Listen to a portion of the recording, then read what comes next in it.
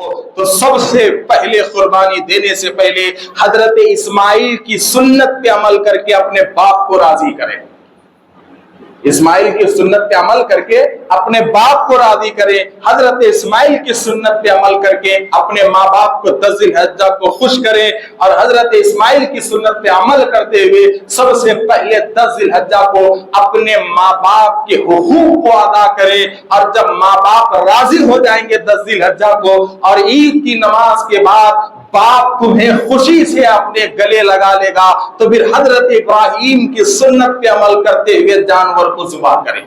جانور کو ذبح کرے اس لیے کہ قربانی حضرت ابراہیم کی بھی سنت ہے, اسماعیل کی بھی سنت ہے. اور حضرت اسماعیل کی سنت یہ ہے کہ باپ کی بات کو مانتے ہوئے قربان ہونے تیار ہوئے اور حضرت ابراہیم اللہ کے حکم کو مانتے ہوئے بیٹے کو قربان کرنے تیار ہوئے. تو والد اور بیٹا دونوں کی سنت کو تکمیل کرنا ہے. آج ہم صرف قربانی کے دنوں میں حضرت ابراہیم کی سنت کو تکمیل کرتے ہیں اور حضرت ابراہیم کی سنت کو پوری کرتے ہوئے ہم جانور کو تو ذبح کرتے ہیں مگر کئی گھروں میں حضرت اسماعیل کی سنت ذی الحج کو باقی رہ جاتی ہے کہ کئی ایسے بیٹے ہیں جن کو عید کے دن اپنے باپ سے ملنے کی فرصت نہیں ملتی. کئی ایسے بیٹے ہیں جو 10 ذی الحجہ بقرعید کی عید اپنے باپ سے دور کرتے ہیں. کئی ایسے بیٹے ہیں جو بیوی کے باتوں میں آ کر اپنے باپ کے گھر سے الگ ہو کر جانوروں کو ذبح کرتے ہیں. کئی ایسے بیٹے ہیں جو اپنے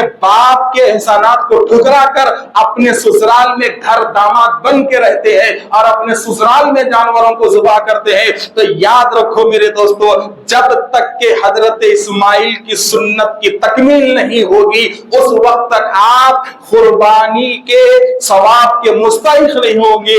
اس لیے کہ قربانی یہ اسماعیل کی سنت ہے اور سیدنا ابراہیم علیہ السلام یہ دونوں کی سنت ہے. تو قربانی کا جانور ذبح کرنے سے پہلے سب سے پہلے ہمیں حضرت اسماعیل علیہ السلام کی سنت کو تکمیل کرتے ہوئے ان کی سنت پہ عمل کرتے ہوئے سب سے پہلے اپنے ماں باپ کو راضی کرنا چاہیے اور اپنے ماں باپ کو اپنے گھروں پر بلانا چاہیے. اگر آپ اپنے سسرالوں میں رہتے ہیں تو سسرالوں سے نکل جائیے, حضرت اسماعیل کی سنت پہ عمل کیجئے اور ماں باپ کے پاس جائیے.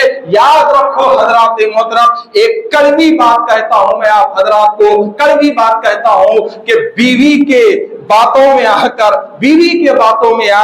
اپنی محبوبہ کے باتوں میں آ کر اپنی بیوی کے باتوں میں آ کر اور بیوی کے سلنڈر آج کل ہمارے نوجوان اتنے ہو چکے ہیں کہ آپ کی شادی, کسی نوجوان کی شادی 25 سال کی عمر میں ہو رہی ہے, کسی کی 24 سال کی عمر میں ہو رہی ہے اور یہ بیوی اس کے ساتھ آ کر صرف 1 سال ہوتا ہے. تو 1 سال بیوی اور شوہر کا رشتہ ایسا ہو جاتا ہے کہ شوہر بیوی کے باتوں کو آنکھ مچ کر ایسا تسلیم کرتا ہے کہ نہ اسے باپ کا پالنا یاد رہتا ہے, نہ باپ کا اس کے لیے تڑپنا یاد ہوتا ہے, نہ باپ کا اس کے لیے اپنے زندگی کو قربان کرنا یاد رہتا ہے. تو حضرات محترم, یہ سسرال والوں کو خوش کرنے کے لیے, یہ اپنی بیوی کو خوش کرنے کے لیے اپنے ماں باپ کے گھروں کو چھوڑنا بند کر دو, اپنے ماں باپ سے الگ ہونا بند کر دو. ہاں الگ بات ہے, یہ الگ بات ہے کہ آپ دوسرے مقام پہ نوکری کر رہے ہیں, ایسے وقت میں ہجرت تو سنت ہے, ایسے وقت میں ہجرت تو سنت ہے. آپ کا کاروبار دوسرے مقام پر ہے, آپ کی سہولت کے لیے اپنے بیگم کو لے گئے ہیں تو اس میں برکت ہے. آپ کی نوکری بہت دور ہے, سہولت کے لیے بیگم کو لے گئے ہیں تو بیگم کو آنا ہی چاہیے اور اس کا حق بھی ادا کرنا چاہیے. آپ کا گھر چھوٹا ہے, بچے آپ کے ہو چکے ہیں اور ایک اور بھائی آپ کے پاس ہے تو 2 بھائی ایک ساتھ چھوٹے گھر میں رہنے میں تکلیف ہو رہی ہے تو آپ الگ رہ رہے ہیں, یہ بات الگ ہے. مگر خدا کبھی بھی باپ سے جھگڑ کے الگ مت ہوئیے. یاد رکھو میرے دوستو, تمہاری عمر اگر 50 سال بھی ہو جائے اور تمہارا باپ اگر آج تک زندہ ہے تو یاد رکھو تمہارے لیے رب نے ایک محفوظ دیوار زمین پر رکھی ہے. اولاد کے لیے سب سے محفوظ دیوار اس کا باپ ہوتا ہے. औलाद के लिए सबसे महफूज चट्टान उसका बाप होता है। और कई वाकयात में आपको सुनाऊंगा मेरे दोस्तों कि एक वक्त ऐसा भी आएगा कुछ नौजवानों पे और कई नौजवानों पे आ रहा है कि बाप के खिलाफ जाकर कई नौजवान शादी कर लिए, बाप के खिलाफ जाकर कई नौजवान निकल गए। बल्कि मैंने ऐसे भी लोगों को देखा है कि बच्ची से शादी करने के लिए बाप को चप्पल लेकर मारने वाले नौजवानों को भी मैंने देखा है। एक लड़की से शादी के खातिर अपने खास बाप को चप्पल लेकर मारने वाले नौजवानों को देखा है।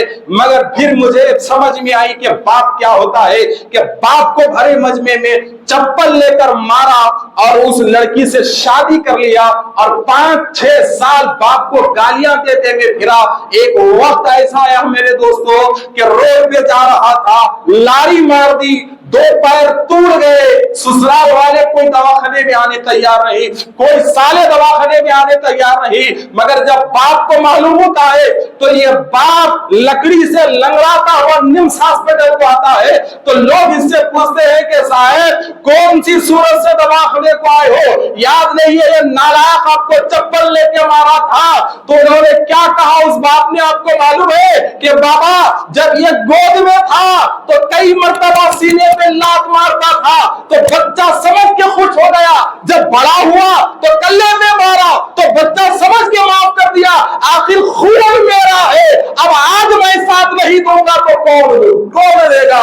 तो मेरे दोस्तों मैं देख के हैरान हो गया कि अपना एक घर बेचकर वो इस नालायक औलाद का इलाज कराता है।